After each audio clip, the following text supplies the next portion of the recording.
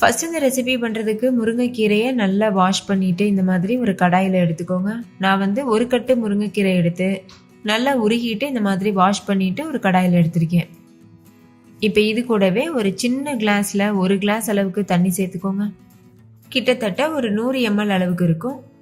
நிறைய தண்ணி சேர்த்துட வேண்டாம், கீரை சீக்கிரமாகவே வெந்துடும். ஒரு 100 ml மட்டும் தண்ணி சேர்த்துட்டு இது நல்லா மிக்ஸ் பண்ணிடுங்க. ஸ்டவ்வை லோ ஃப்ளேமில் வச்சு கீரை முழுமையாக வேகிற வரைக்கும் நல்லா வதக்கிக்கோங்க. மூடி போட்டு மூட வேண்டாம், ஓப்பன்லேயே வச்சு நம்ம வேக வச்சுக்கலாம். கீரை லேசாக வதங்கி வர சமயத்தில் கொஞ்சமாக உப்பு சேர்த்துக்கோங்க. நான் ஒரு 1/2 டீஸ்பூன் அளவுக்கு கல் உப்பு சேர்த்துருக்கேன். நீங்கள் நைஸ் உப்பு கூட யூஸ் பண்ணிக்கலாம். சேர்த்துட்டு இது நல்லா வதக்கிடுங்க. நம்ம சேர்த்துருக்க தண்ணி முழுமையாக ட்ரை ஆகணும், அது வரைக்கும் இது நல்லா வேகட்டும். நம்ம எந்த அளவுக்கு கீரை சேர்த்துருந்தோம், வதங்கினதுக்கப்புறம் பாருங்கள் எந்த அளவுக்கு குறைவாயிருச்சு. அதனால நல்லா இந்த அளவுக்கு வதங்கினதுக்கு அப்புறமா தான் உப்பு சேர்க்கணும், இல்லைன்னா அதிகமாக சேர்த்துருவோம். ஸோ நல்லா வதங்கினதுக்கப்புறம் உப்பு சேர்த்துட்டு தண்ணி ட்ரை ஆகிற வரைக்கும் நல்லா வதக்கிட்டு அந்த கீரையை வேற ஒரு பாத்திரத்துக்கு மாற்றி வச்சுருங்க. இப்போ அதே கடாயில் ஒரு டேபிள் ஸ்பூன் எண்ணெய் சேர்த்துக்கோங்க. நான் தேங்காய் எண்ணெய் சேர்த்துருக்கேன். எண்ணெய் சூடானதுக்கப்புறமா 1/2 டீஸ்பூன் கடுகு, 1/2 டீஸ்பூன் சீரகம் சேர்த்துக்கோங்க. ஸ்டவ் வந்து லோ ஃப்ளேமில் இருக்கட்டும். தேங்காய் எண்ணெயில் செய்யும்போது முருங்கைக்கீரை பொரியல் ரொம்பவே டேஸ்டியாக இருக்கும். ஸோ முடிஞ்சால் தேங்காய் எண்ணெயில் செஞ்சு பாருங்கள், இல்லை நீங்கள் யூஸ் பண்ணுற குக்கிங் ஆயில் கூட யூஸ் பண்ணிக்கலாம். அடுத்து இது கூட ஒரு கைப்பிடி அளவு சின்ன வெங்காயத்தை பொடியாக கட் பண்ணி சேர்த்துக்கோங்க. கூடவே 2 பச்சை மிளகாய் குட்டி குட்டியாக கட் பண்ணிவிட்டு சேர்த்துக்கோங்க. சேர்த்துட்டு இதையும் நல்லா வதக்கிடுங்க. இது முழுமையாக வதங்கணும்னு அவசியம் இல்லை, லேசாக வதங்கினாவே போதும்.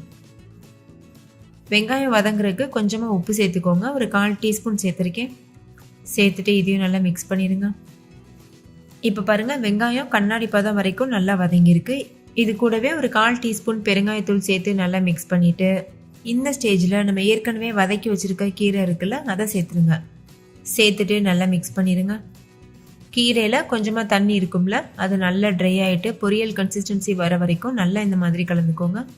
ஸ்டவ்வை மீடியம் ஃப்ளேமில் லோ ஃப்ளேமில் மாற்றி மாற்றி வச்சு மிக்ஸ் பண்ணிக்கோங்க. கீரை முழுமையாக வெந்துட்டதுனால நம்ம இந்த ஸ்டேஜில் அதுக்கப்புறமா வேக வைக்கணும்னு அவசியம் இல்லை, ஜஸ்ட் அந்த தண்ணி வற்றினா மட்டும் போதும். இந்த மெத்தடில் செய்யும்போது கீரை டேஸ்டியாகவும் இருக்கும், கலரும் மாறாது, குழந்தைங்களாம் ரொம்ப விருப்பப்பட்டு சாப்பிடுவாங்க. இப்போ பாருங்கள் தண்ணியெல்லாம் நல்லா ட்ரை ஆகிட்டு கீரை பொரியல் கன்சிஸ்டன்சிக்கு வந்துருச்சு. இந்த ஸ்டேஜில் ஸ்டவ் ஆஃப் பண்ணிவிட்டு ஒரு கைப்பிடி அளவு தேங்காய் துருவல் சேர்த்துக்கோங்க. சேர்த்துட்டு இதையும் நல்லா மிக்ஸ் பண்ணிடுங்க. மிக்ஸ் பண்ணிவிட்டு வேற ஒரு பாத்திரத்துக்கு மாற்றிட்டு அப்படியே வச்சுருங்க.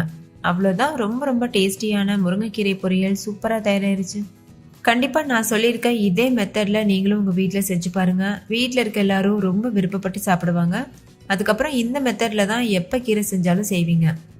ஓகே ஃப்ரெண்ட்ஸ், இந்த வீடியோ உங்கள் எல்லாருக்கும் ரொம்ப பிடிச்சிருக்கும்னு நம்புகிறேன். பிடிச்சிருந்தா லைக் பண்ணுங்கள், உங்கள் ஃப்ரெண்ட்ஸ் கூட ஷேர் பண்ணுங்கள்.